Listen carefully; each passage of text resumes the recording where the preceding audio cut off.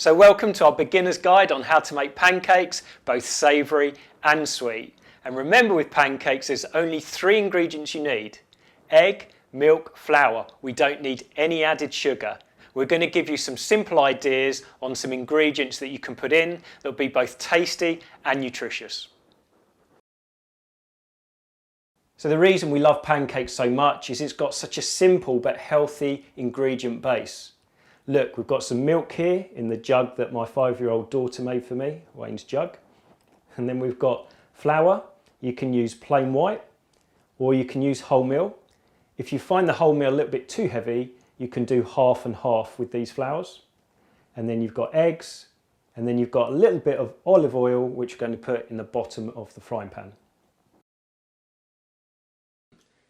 So if you want sweet ingredients in your pancakes, you've got lots of options. We're going to show you some here. We've got different fruits, a couple from frozen. We've got some cherries and some mixed forest fruits, and some fresh blueberries and strawberries, and we're going to slice a banana up for one of them. You can also drizzle dark chocolate over the strawberries, which we're going to show you.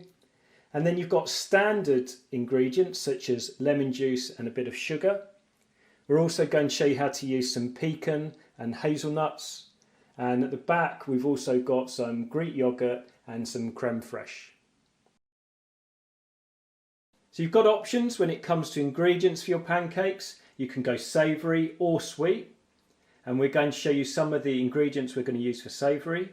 So we've cooked some salmon here and some broccoli. And then we've got some onions we're going to saute.